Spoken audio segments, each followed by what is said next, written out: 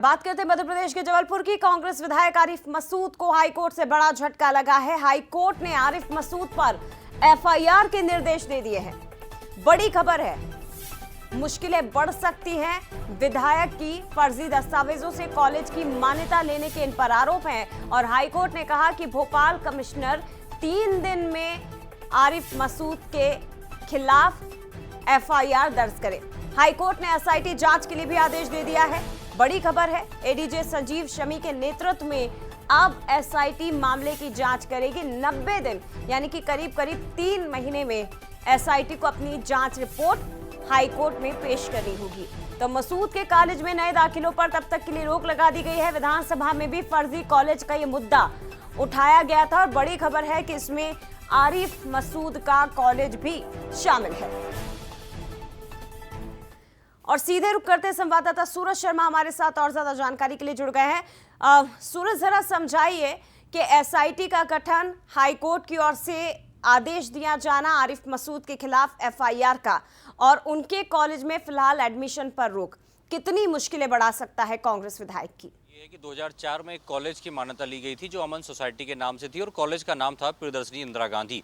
इसको लेकर एक फर्जी सेल डीड जमा की गई थी जिसमें ये कहा गया था कि जो जमीन है, जिस जमीन पर कॉलेज खुल रहा है वो आरिफ मसूद की है, जबकि वो जमीन का मालिकाना हक उनकी पत्नी के नाम पर था। जिसके बाद एक जाँच रिपोर्ट सामने आई और 2008 में एक बार फिर से दस्तावेज जमा किए गए जिसमें ये कहा गया कि वो जमीन उनकी पत्नी से आरिफ मसूद ने खरीद ली है, लेकिन उस कागज़ की कभी जांच नहीं हुई। लेकिन हालांकि कुछ दिन पहले ही जब विधानसभा में मामला उठा और कहीं ना कहीं जब उच्च शिक्षा विभाग ने जांच कराई तो कहीं ना कहीं इस मामला से निकलकर सामने आया था कि फर्जी सेल डीड के आधार पर कॉलेज की मान्यता है, जबकि वो कॉलेज के नियम के अनुसार जिस कॉलेज की ज़मीन आपके नाम पर होगी उसी कॉलेज को आप खोल सकते हैं, लेकिन ज़मीन किसी और के नाम पर थी और कॉलेज आरिफ मसूद चला रहे थे। शायद यही कारण है कि विधानसभा में भी ये व्यवस्था दी गई थी कि इस मामले में फर्जी सेल डीड के आधार पर सरकार एफआईआर दर्ज कराएगी।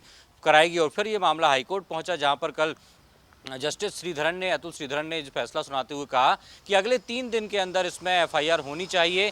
डीजीपी को निर्देश दिए गए और एक एसआईटी बनाने के भी निर्देश दिए गए, जिसके एसआईटी के चीफ जो एडीजी स्तर के अधिकारी हैं संजीव शमी होंगे और 2 अधिकारी और इसकी जांच करेंगे। लेकिन ये बात बहुत महत्वपूर्ण है कि अगले 3 दिन के अंदर आरिफ मसूद पर फर्जी सेल डीड के आधार पर कॉलेज की मान्यता चलाने पर लगभग 20 साल से कॉलेज चल रहा था तो उस पर एफआईआर दर्ज होगी। हालांकि हाईकोर्ट ने यह भी एक राहत दी है छात्रों को कि चूंकि सेशन चल रहा है, ऐसे में अगले साल तक कॉलेज खाली नहीं कराया जाएगा, लेकिन अगले साल के बाद कोई भी नया एडमिशन नहीं होगा। तो आप समझ सकते हैं कि आरिफ मसूद लगातार गिरते जा रहे हैं और इसको लेकर हमने देखा विधानसभा में हंगामा किया गया था, वॉकआउट किया गया था विपक्षी तरफ से कि कैसे सरकार कांग्रेस विधायकों को निशाना बनाकर उन पर फर्जी एफआईआर कर रही है। लेकिन अब हाईकोर्ट के निर्देश के बाद आरिफ मसूद पर एफआईआर होगी। अब देखना होगा आरिफ मसूद और कांग्रेस के विधायक कैसे अपने साथी का बचाव करते हैं। लेकिन ये बात जरूर है कि अब आरिफ मसूद की मुश्किलें बढ़ती नजर आएंगी और अगले 3 दिन के अंदर उन पर एफआईआर हो सकती है। शुक्रिया आपका सूरज, फिलहाल तमाम जानकारी हम तब